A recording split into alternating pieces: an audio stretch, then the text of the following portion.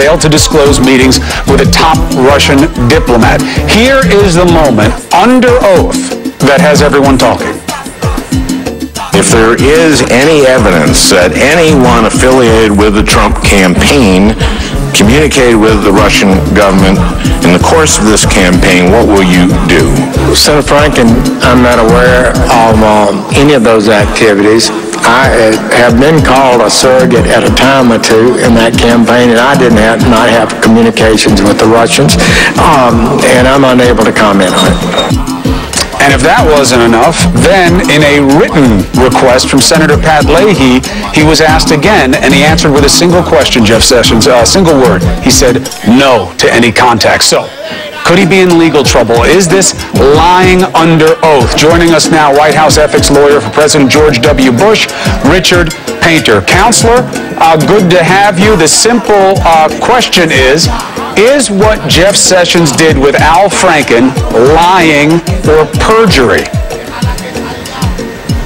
Well, he didn't tell the truth. He needed to disclose the communications that he had with the Russians, if he indeed did have communications with the Russians. That was the clear point of the question, and that included any communications with the Russians during the course of the time that he was working for the Trump campaign. We know he had another job in the Senate, and was, I believe, on the Senate Armed Services Committee, and he says maybe that he made a phone call in that capacity. Now, senators on the Armed Services Committee, I hope, are not routinely calling the Russians. That's not what I expect the senators serving on that committee anyway, but the bottom line is that he did not answer Senator Franken's question truthfully. He needed to disclose any contacts he had with the Russians during that campaign. All right, so one additional fact, Senator Claire McCaskill says she's been sitting on that committee for many years and has never had contact with a Russian ambassador during that time, just to your statement about what happens on that committee. But now the question remains the same. Legally, what gets him for perjury? Is failure to disclose enough? If you can't show that Jeff Sessions knew that these contacts were relevant to the response to that question and intentionally didn't offer them up, if you can't prove that, is it perjury? Well, that's the question, and we need to know more facts. We had a similar situation, I don't think as serious, but 40 years ago or so, with the Attorney General Richard Kleindienst, who testified at his confirmation hearing, and he was asked about whether he had ever discussed a certain case against the ITT with anyone in the White House, and he said no, and it turned out that he had discussed it. It was on tape with President Richard Nixon.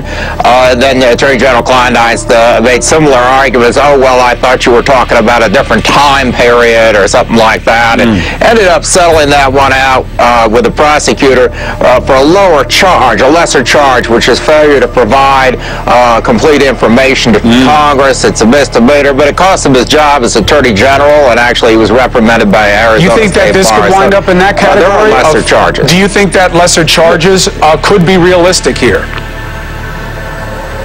That's in these types of situations. That is sometimes how the cases are resolved. We need to know a lot more about what happened. We don't know, for example, what was being discussed with the Russian ambassador. Once again, I don't understand why a member of the Senate Armed Services Committee is having unilateral discussions with the Russians. That's encouraging. So you are saying, at a minimum, there is a legitimate basis for wanting to know more. The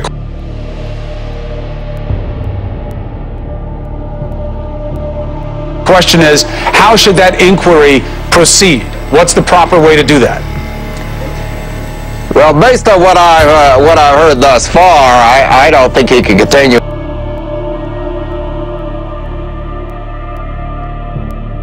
Thus far, yes, maybe there are other facts out there, but I don't understand why he did not disclose to that committee the conversations he had with the Russians.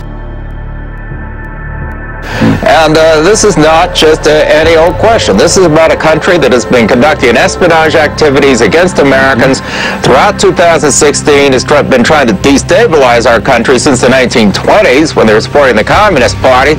And this is serious stuff, what's going on with the Russians.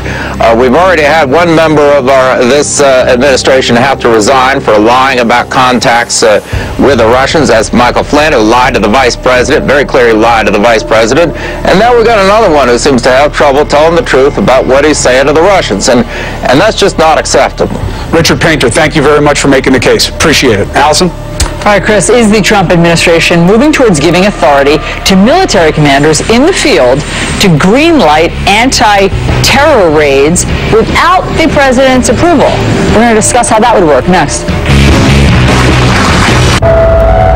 Choose to go, to indulge your curiosity, explore a new road to see where it takes you.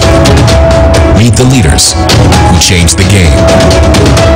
No matter where you are, no matter what the currency, when you run the numbers, they may surprise you. But stay your course. You're on the path to success. CNN Money.